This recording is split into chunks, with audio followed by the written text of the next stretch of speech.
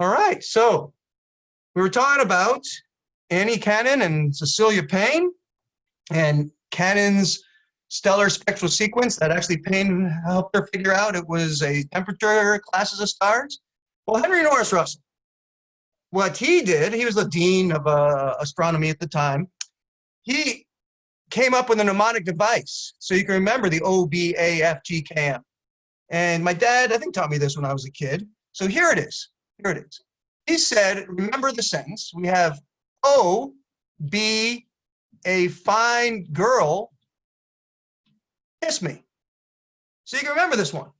So there it is. There's a good one. That's the original one. That's by Henry Norris Russell. So the original one's good. But some people say, hey, this is sexist. You know, that's, hey, don't be a fine girl, kiss me. But, okay, those people that say this is sexist, here's one for you. You can change it to, oh, be a fine guy.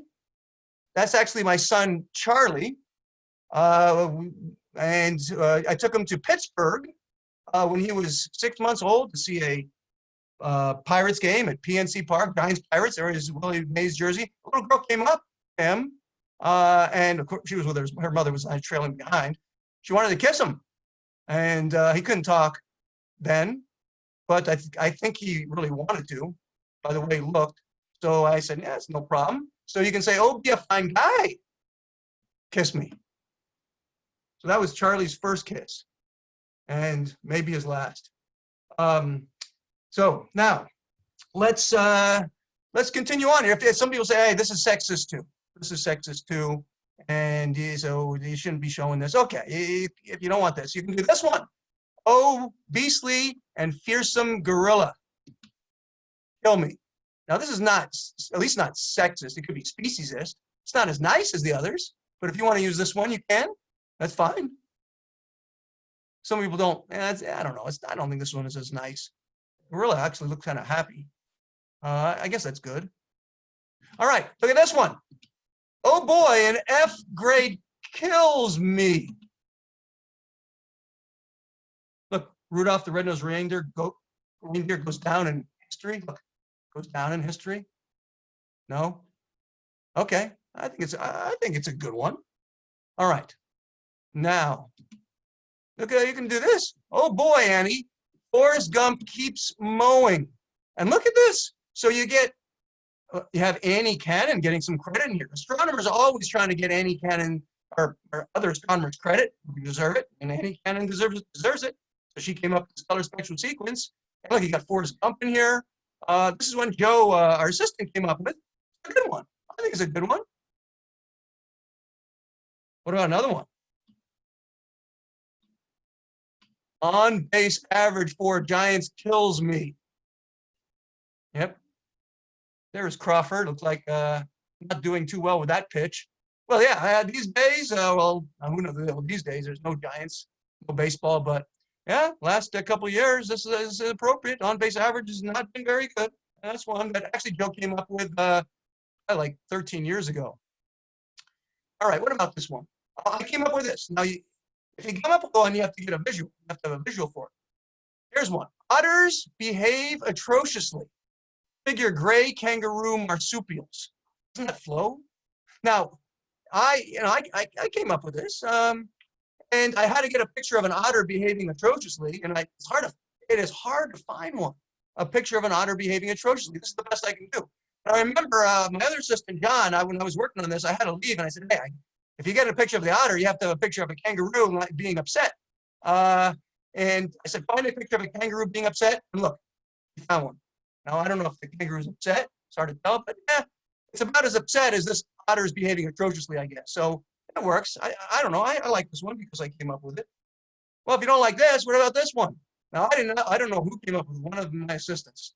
Orbiting Betelgeuse astronomers found ghastly Klingons making little tiny yo-yos.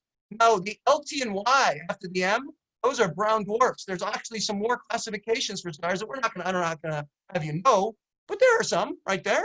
You don't have to know this. I mean, just remember the OBAFGKM. This is a little convoluted. Now look at this license plate.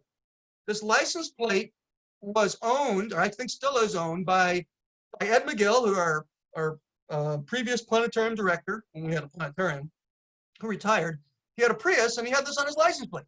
Now, if you just saw this license plate and you didn't know any better, well, if I didn't know any better, what I try to do is try to figure it out. So if I saw this on a license plate, I would say, okay, this is not just random. And I would say, okay, it means something. And I would go, okay, must be making Fabo. And I'd think, nah, it doesn't make sense. I think for a few seconds, no, it must be something else. All right, marketing Fabo. Yeah, marketing, that sounds good. Fabo, what the heck is Fabo? I'd think about this. And eventually, you know what I'd do? I'd say, okay, I can't figure it out. It must be someone's name. It must be Mike G. Fabo. And once you think it's someone's name, you kind of give up. Well, I would have been wrong in every case because look what it is. OBAFGKM. The stellar spectral sequence. So he had it on his license plate. So how come he didn't get it the right way? Well, you know why he didn't get it the right way? Here's why. I have it. It's in my office. The right one, the correct one. So there it is. There's the correct one. Now, this wasn't always my plate.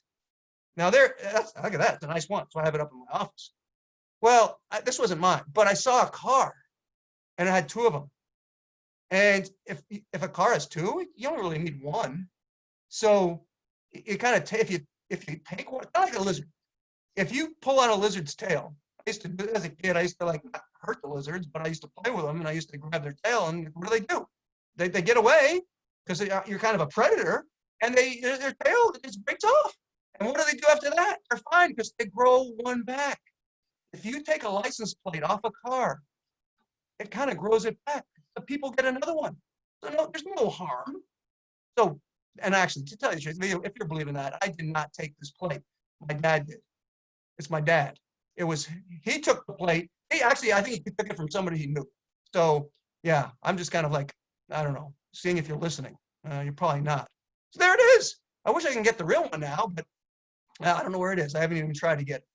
Look at the year, 84. Someone must have it now. 1984. Good year, actually. So there it is.